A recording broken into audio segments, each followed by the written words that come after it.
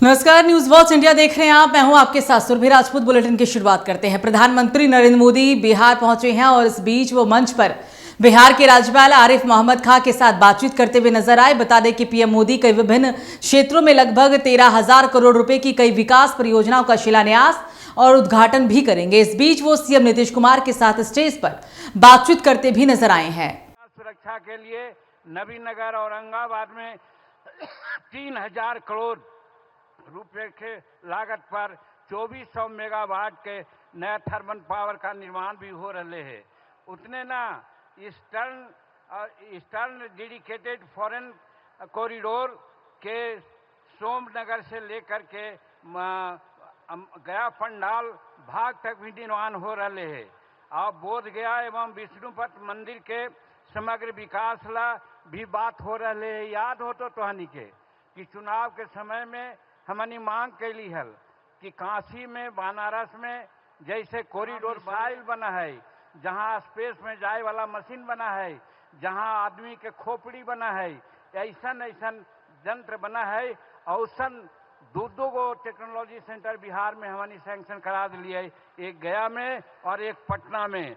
ओकर अलावे ओकरा से छोटा एगो बोला है एक्सटेंशन सेंटर।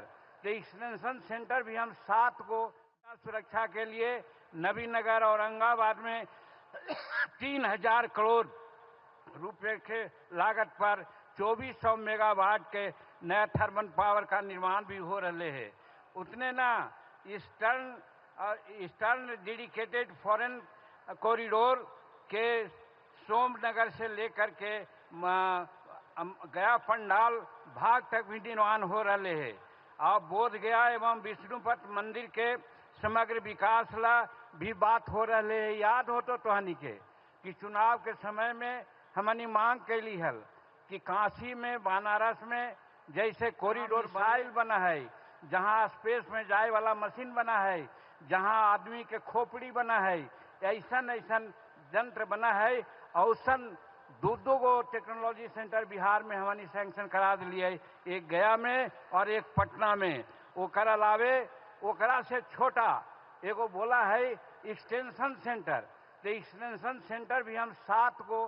तो वहीं कांग्रेस सांसद और लोकसभा में विपक्ष के नेता राहुल गांधी मतदाता अधिकार यात्रा के छठे दिन जमालपुर पहुंचे और इस दौरान लोगों में उनको लेकर काफी जोश भी देखने को मिला। चलिए खबरों में आगे बढ़ेंगे। बिहार के पूर्व मंत्री तेज प्रताप यादव ने अपने ट्वीट पर कहा कि 5 लोगों ने मिलकर मेरी जिंदगी को पूरी तरह तहस नहस कर दिया। 5 परिवार के लोगों ने षड्यंत्र रचा है। इन लोगों ने मेरे करियर पर दाग लगाने का काम किया है। मैं कोर्ट भी जाऊंगा और केस भी करूंगा। मुझे लगता है कि आरएसएस भाजपाइयों से पैसा लेकर इन्होंने मेरी छवि खराब करने का काम किया है। मैं कल इनका नाम भी बताऊंगा और पूरी डिटेल भी बताऊंगा। मैंने सबको आगाह किया था कि ऐसे लोगों से बचना चाहिए, हर एक लोगों को, और खासकर ये 5 परिवार को तो हम पर्दाफाश करके रहेंगे। ये लोग कैरियर को मेरा दाग लगाने का काम किया है, मेरे पॉलिटिक्स को ये लोग रोकने का काम किया है। तो इन 5 जो घटिया मानसिकता के जो लोग हैं, पूरी बिहार की जनता भी देखेगी और पूरे देश की जनता देखेगी इनको। अभी आपने तेज प्रताप जी अपने सोशल मीडिया एक्स पे पोस्ट किया है कि 5 परिवारों के द्वारा आपके खिलाफ षड्यंत्र किया गया आपके राजनीतिक। देखिए, हमारी राजनीतिक कैरियर और हमारे खुद का परिवार से और जो पार्टी, जिस पार्टी में मैं था, राष्ट्रीय जनता दल में, उससे 5 परिवार लोगों ने, जो मैंने ट्वीट किया है, जो मैंने पोस्ट किया है और जो मैंने फेसबुक पे डाला है, ये 5 लोगों ने मिलके मेरी जिंदगी को पूरे तरीके से तहस नहस किया। जैसे मैंने जयचंदों का जिक्र किया था, जयचंद तो हैं ही जो मेरे कैरियर को खाने का काम किए, साथ साथ इसके अलावा 5 परिवार और है जो मेरे इस कैरियर को हंसी ठिठोली वाला जो हमारा जो अंदाज था, हम जिस तरीके से अपने परिवार में रहते थे, खुद अपने माता पिता के साथ हंस करके, बोल करके और अपने परिवार के साथ रहते थे, तो उसको खुशी बर्दाश्त नहीं हुआ और उसने मेरे कैरियर के ऊपर इस तरीके का आरोप लगा करके और षड्यंत्र रच के मेरे कैरियर को 5 परिवार के लोगों ने षड्यंत्र रचा है और इसको मेरे जीवन को बर्बाद करने का काम किया है, तहस नहस करने का काम किया है। मैं कोर्ट भी जाऊंगा, अब मैं केस भी करूंगा। मैं कि जिस तरीके से मेरे छवि को खराब करने की कोशिश की गई है, किनसे ये लोगों ने पैसा लिया है और किससे भी पैसा लिया, हमको तो लगता है कि जो षड्यंत्र करता है आरएसएस भाजपाइयों से इन लोगों ने पैसा लेकर के अब मेरे इस छवि को देख रहा है कि चुनाव आ रहा है और युवाओं में पूरा क्रेज है, इसलिए ये लोग 5 परिवार के लोग जो हैं, मैं इनका नाम रखूंगा बहुत जल्दी। मैं कल इनका नाम के साथ फोटो के साथ मैं आप लोग के बीच में पूरी बिहार की जनता नहीं पूरे देश की जनता भी जानेगी कि किस तरीके से तेज प्रताप यादव के कैरियर पे इन लोगों ने आंच लगाने का काम किया है, दाग लगाने का काम किया है। तो पूरी बिहार की जनमानस और पूरे बिहार की जनता का जन समर्थन हमारे साथ पूरे तरीके से प्राप्त है। ये 5 परिवार बचेगा नहीं इस बार। ये 5 परिवार का मैं नाम भी रखूंगा कल। अब मैं इनका पूरा डिटेल भी बताऊंगा, कहाँ रहते हैं, पूरा डिटेल भी मैं आपको बताऊंगा। आपकी राजनीति लगातार जहां जा रहे हैं जन समर्थन मिल रहा है, जहां हम जा रहे हैं पूरे बिहार में जन समर्थन से ये लोग बौखला गए हैं। अब बौखलाने के बाद इस तरीके का हथडंडा अपनाने का इन लोगों ने काम किया। पटना से लेके ये लोग दिल्ली तक का इन लोग का पूरा गैंग है। पटना से लेके इन लोग का जो गैंग है दिल्ली तक इन लोग का गैंग है। दिल्ली में नोएडा से लेके अब पटना तक का इन लोग का पूरा गैंग है, षड्यंत्रकर्ताओं लोग का। मैं एक एक लोग का पर्दाफाश करूंगा। तो वहीं केंद्रीय गृह मंत्री अमित शाह तमिलनाडु के तिरुनेलवेली में बीजेपी बूथ समिति सदस्यों के साथ कार्यक्रम में भाग लेंगे और उनके दौरे से पहले तिरुनेलवेली में स्वागत की तैयारियां युद्ध स्तर पर जारी है। शहर में सुरक्षा के पुख्ता इंतजाम कर दिए गए हैं। साथ ही तमिलनाडु बीजेपी ने पूरी तरीके से पूरे इलाके को सजाने का भी काम सौंप दिया है और तैयारियों में कोई कसर नहीं छोड़ी जा रही है। केंद्रीय गृह मंत्री अमित शाह तमिलनाडु के तिरुनेलवेली में भाजपा बूथ समिति सदस्यों के साथ कार्यक्रम में भाग लेंगे। उनके दौरे से पहले तिरुनेलवेली में स्वागत की तैयारियां युद्ध स्तर पर जारी हैं। शहर में सुरक्षा के पुख्ता इंतजाम किए गए हैं। साथ ही तमिलनाडु भाजपा ने तिरुनेलवेली को पूरी तरह सजा दिया है और तैयारियों में कोई कसर नहीं छोड़ी जा रही है।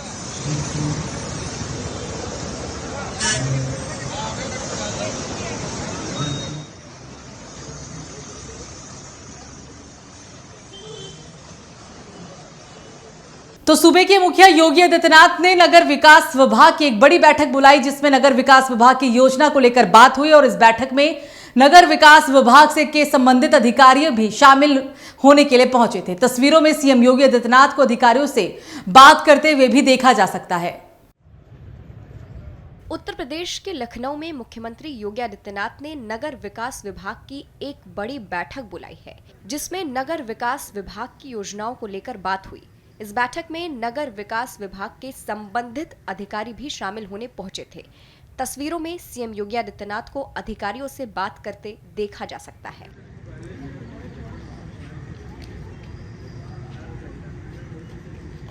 तो वहीं समाजवादी पार्टी के नेता फखरुल हसन चांद ने फिरोज खर्ची के मुद्दे पर बीजेपी पर निशाना साधते हुए कहा कि लोकतंत्र को कमजोर करने की कोशिश है।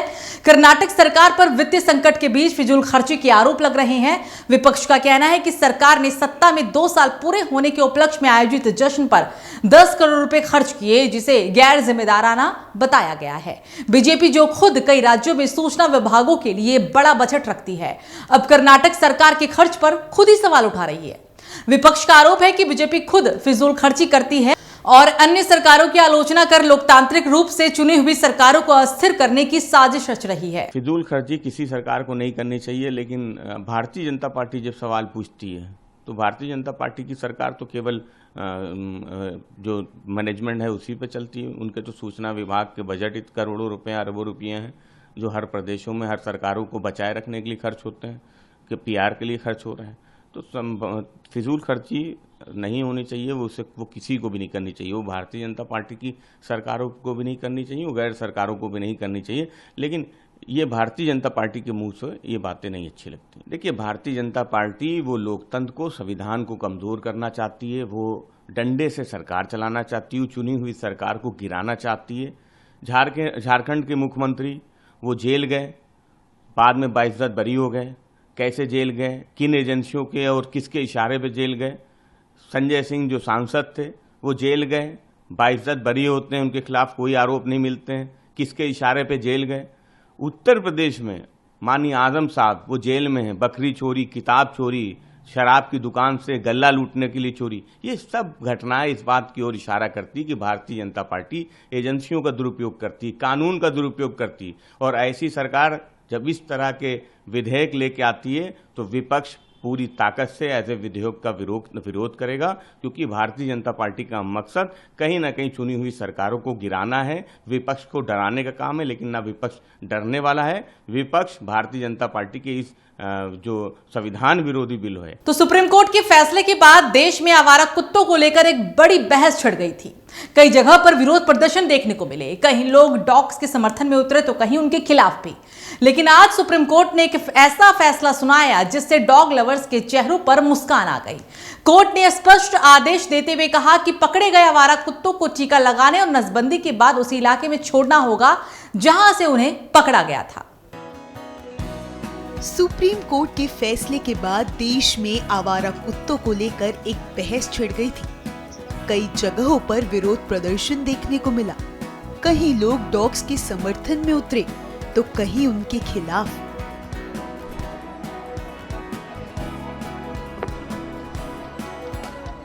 लेकिन आज कोर्ट ने एक ऐसा फैसला सुनाया जिससे डॉग लवर्स के चेहरों पर मुस्कान आ गई। कोर्ट ने स्पष्ट आदेश देते हुए कहा कि पकड़े गए आवारा कुत्तों को टीका लगाने और नसबंदी के बाद उसी इलाके में छोड़ना होगा जहां से उन्हें पकड़ा गया था।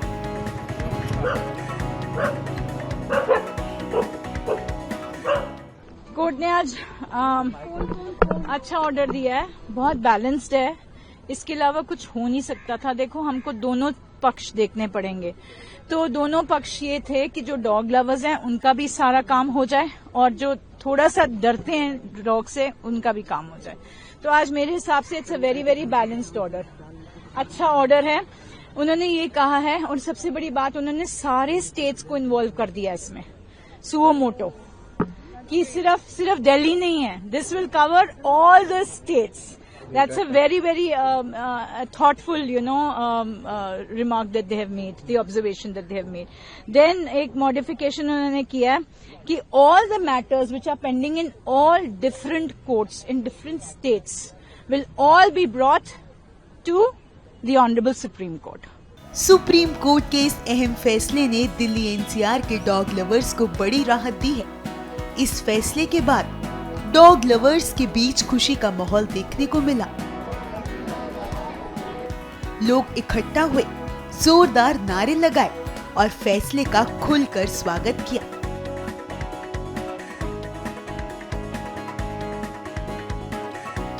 कई लोगों की आंखों में खुशी के आंसू आ गए, वे भावुक होकर रोने लगे।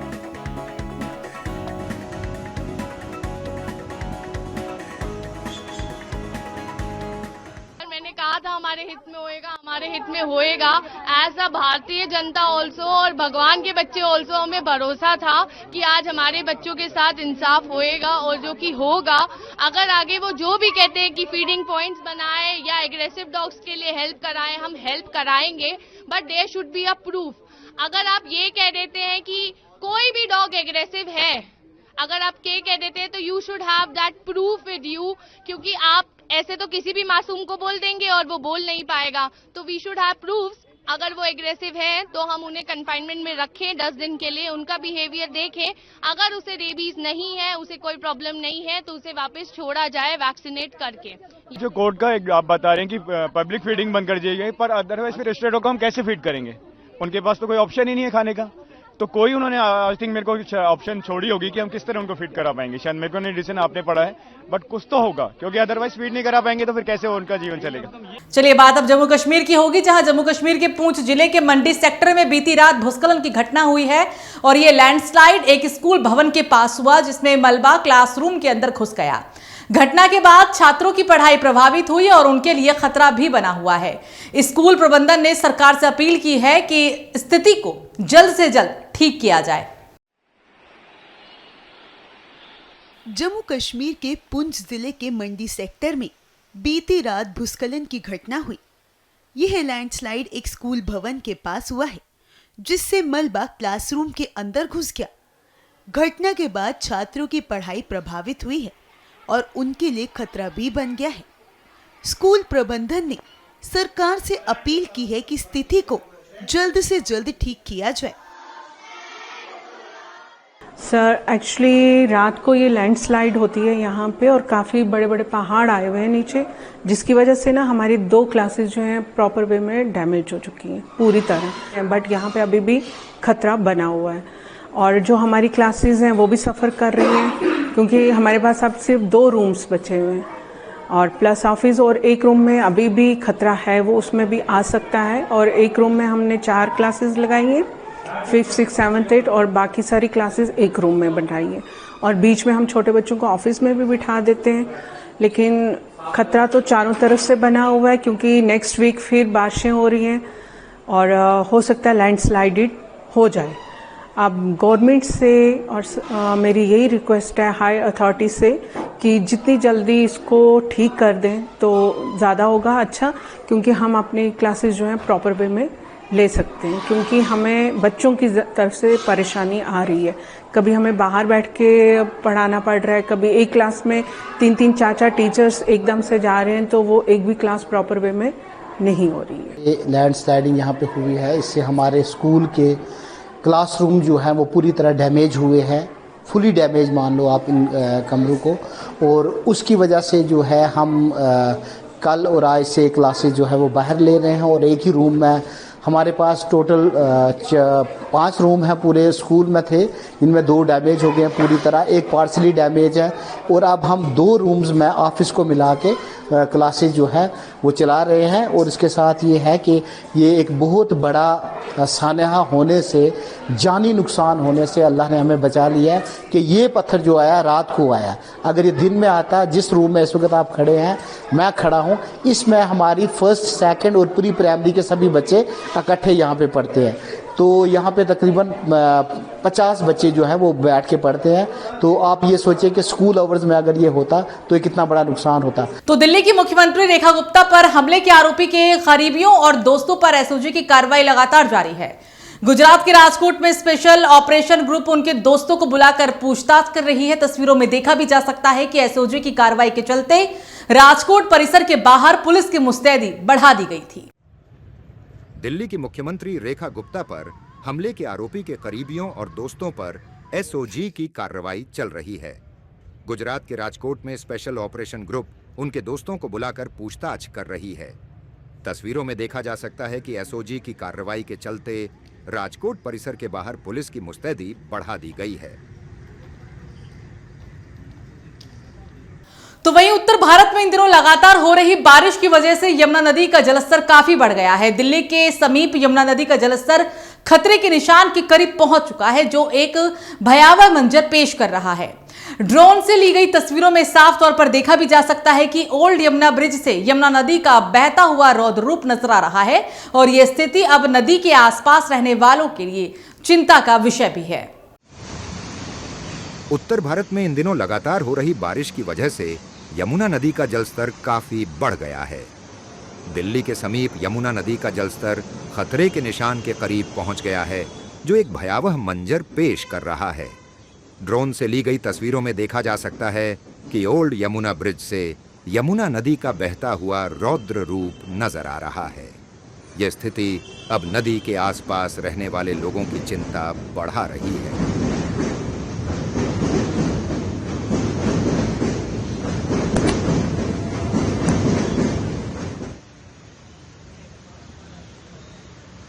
चलिए बात होगी अब राजस्थान की।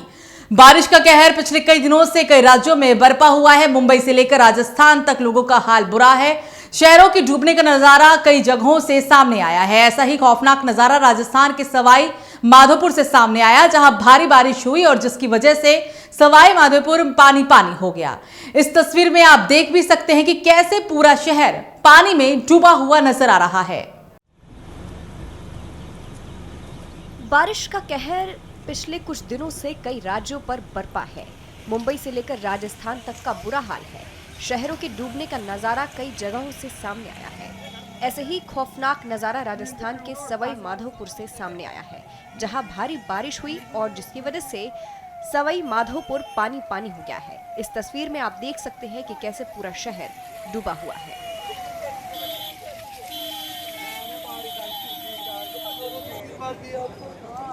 बात अब होगी हरियाणा की, जहां आज हरियाणा विधानसभा का मॉनसून सत्र शुरू हो गया है। इससे पहले सुबह 11 बजे विधानसभा सचिवालय में बिजनेस एडवाइजरी कमेटी यानी कि बीएसी की बैठक हुई और इसमें सीएम नायब सिंह सैनी, विधानसभा अध्यक्ष हरविंद्र कल्याण और विपक्ष की ओर से पूर्व मुख्यमंत्री भूपेंद्र सिंह हुड्डा भी शामिल थे। बीएसी की बैठक में विधानसभा सत्र एक दिन और बढ़ाने का फैसला लिया गया। इसके चलते विधानसभा सत्र अब 27 तक चलेगा। वहीं बिजनेस एडवाइजरी कमेटी की बैठक के बाद अनिल विज ने कहा कि 27 अगस्त तक विधानसभा का मानसून सत्र होगा। सदन की कार्रवाई एक दिन के लिए बढ़ा दी गई।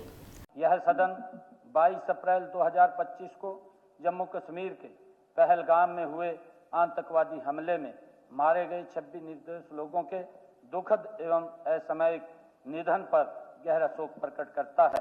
इस हृदय विदारक घटना ने समूचे देश को झकझोर कर रख दिया। यह सदन आतंकवादी हमले की कड़ी निंदा करता है और दिवंगतों के शोक संतप्त परिवारों के सदस्यों के प्रति अपनी हार्दिक संवेदना प्रकट करता है। तो हरियाणा सरकार के मंत्री अनिल विज ने कहा कि बिजनेस एडवाइजरी कमेटी की बैठक में कई मुद्दों पर चर्चा नहीं होती, सिर्फ ये तय होता है कि सदन की कार्रवाई कैसे और कितने समय तक चले। इसे एक दिन बढ़ाने का फैसला किया गया है और इसमें सभी दलों के नेता मौजूद थे। ये विधानसभा सत्र अब 27 तारीख तक जारी रहने वाला है। विपक्ष को मुद्दे उठाने की आजादी है, हमारे पास हर मुद्दे का जवाब भी है। कांग्रेस पार्टी लोकतांत्रिक पार्टी नहीं है और इसमें कोई भी किसी को नेता नहीं मानता, कोई किसी को नहीं सुनता। इसलिए इतना समय बीत जाने के बावजूद भी वे विपक्ष के नेता पर फैसला नहीं कर पाए। ये देखिए, बीएसी की मीटिंग में कोई मुद्दे डिस्कस नहीं हुआ करते। बीएसी की मीटिंग में केवल ये तय किया जाता है कि सदन की कार्रवाई कैसे चलानी है और कब तक चलानी है। उसमें एक दिन बढ़ाने का निर्णय किया गया है। सभी दलों के नेता थे उसमें, तो एक दिन और बढ़ाया गया। 4 दिन चलेगा सर? हाँ, 27 तक चलेगा। इसके अलावा कई मुद्दे हैं जिन पर घेरने की कोशिश विपक्ष करेगा, कानून व्यवस्था। नहीं, देखिए, वो कोई भी मुद्दा उठाएं, विपक्ष को आजादी है मुद्दा उठाने की, जायज मुद्दे उठाने की उनको आजादी है। कोई भी मुद्दा उठाएं और हमारे पास हर मुद्दे का जवाब है, हम जवाब देंगे। देखिए, कांग्रेस पार्टी एक प्रजातांत्रिक पार्टी नहीं है। इसमें कोई किसी को नेता नहीं मानता, कोई किसी नेता की बात नहीं मानता। इसी कारण से इतना समय बीत जाने के बाद भी नेता प्रतिपक्ष वो तय नहीं कर पाए। तो वहीं लोकसभा अध्यक्ष ओम बिरला आज राजस्थान दौरे के तहत कोटा रेलवे स्टेशन पहुंचे, जहां उनका जोरदार स्वागत किया गया और उन्हें सम्मान स्वरूप पट्टा भी पहनाया गया। इस मौके पर उन्होंने कहा कि आजादी के बाद से ही लगातार मांग थी कि कोटा में एक नया एयरपोर्ट बने ताकि राष्ट्रीय और अंतर्राष्ट्रीय हवाई सेवाओं का लाभ यहां के लोगों को मिल सके और आज ये सपना पूरा हो गया है। लोकसभा अध्यक्ष ओम बिरला आज राजस्थान के दौरे के तहत कोटा रेलवे स्टेशन पहुंचे, जहां उनका जोरदार स्वागत किया गया और उन्हें सम्मान स्वरूप पट्टा पहनाया गया। इस मौके पर उन्होंने कहा कि आजादी के बाद से ही लगातार मांग थी कि कोटा में एक नया एयरपोर्ट बने ताकि राष्ट्रीय और अंतर्राष्ट्रीय हवाई सेवाओं का लाभ यहां के लोगों को मिल सके। आज ये सपना पूरा हुआ है। आजादी के बाद लगातार मांग थी कि कोटा में नया एयरपोर्ट बने ताकि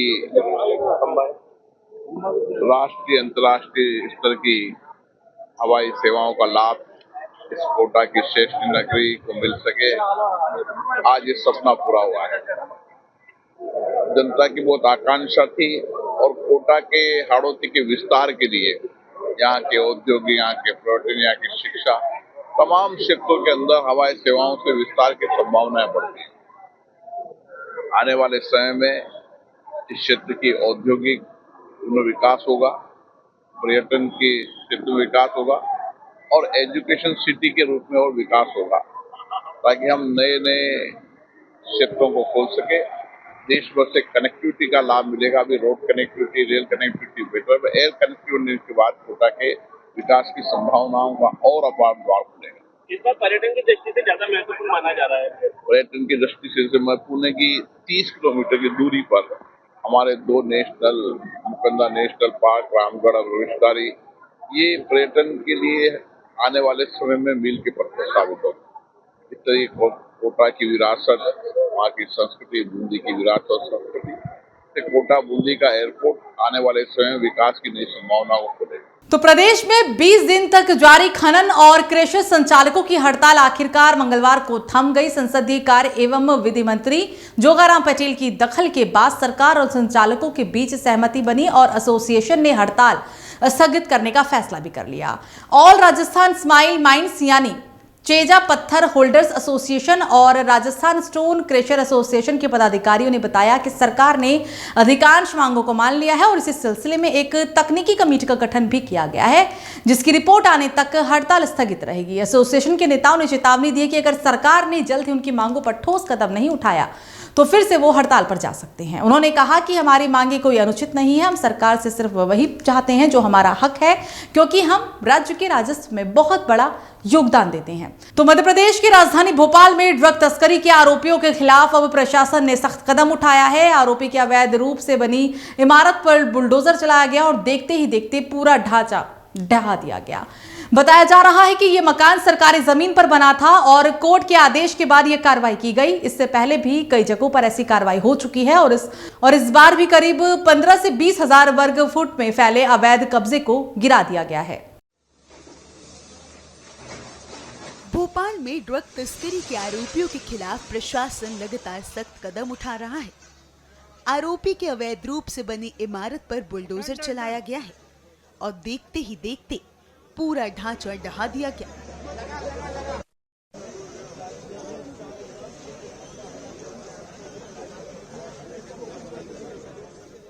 बताया जा रहा है कि यह मकान सरकारी जमीन पर बना था और कोर्ट के आदेश के बाद यह कार्रवाई की गई। शासकीय जमीनों में अतिक्रमण हटाने के मामले, उसमें सक्षम न्यायालय तहसीलदार है। तहसीलदार कोर्ट में इसकी सुनवाई हुई, आदेश पारित हुआ। आदेश पारित होने के बाद यहाँ हटाने की कार्रवाई की जा रही। नगर निगम ने भी इनको अवैध निर्माण का नोटिस जारी किया था। ये 15 से 20 हजार वर्ग फीट का एरिया है जिसमें ये अवैध निर्माण पूरे पे किया गया था। और पिछली बार कितनी प्रॉपर्टी पे? पिछली बार 6 जगह कार्रवाई हमारे द्वारा की गई थी। सर आगे और कार्रवाई?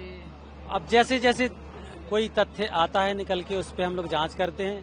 अगर कोई इलीगल निर्माण या कंस्ट्रक्शन है तो उस पर शासन प्रशासन विधि संगत कार्रवाई करता है। सर ये शासकीय भूमि पे बना हुआ था? यस। तो यहाँ पे जो और भी मकान बने हुए हैं वो क्या शासकीय जमीन है कि उसकी सारी की जांच कर रहे हैं। जो पुष्टि हो जाएगी जिसकी उस पर कार्रवाई तहसीलदार कोर्ट करेगा। ये बता रहे हैं यहाँ के लोग भी कह रहे हैं काफी पुराना था, तो उससे पहले कभी जांच नहीं हुई, शासकीय भूमि पे था, तो इतना तो पता रहना चाहिए। तो रहते ये प्रशासन के पास भी कौन सी शासकीय जमीन है, कहाँ पे अभी निर्माण हुए हैं। अगर इस गाँव में भी एक जगह पे देखा जाए तो अगल बगल कई मकान है, तो वो भी शासकीय भूमि है कि वो प्राइवेट हो चुकी है? देखिए वर्तमान में जो पदस्थ अधिकारी हैं उनके पास जो तथ्य जिस समय आया तत्समय उनने त्वरित कार्रवाई की है। तो क्या अभी और जगहों की जान मतलब करा जा रहा है कि ये शासकीय? बिल्कुल करेंगे।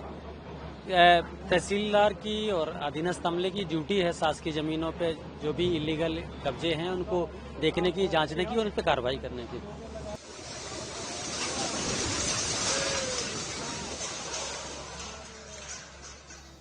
बता दे भोपाल में प्रशासन इससे पहले भी कई जगहों पर बुलडोजर कार्रवाई कर चुका है। इस बार भी करीब 15 से 20 हजार वर्ग फुट में फैले अवैध कब्जे को गिराया गया है।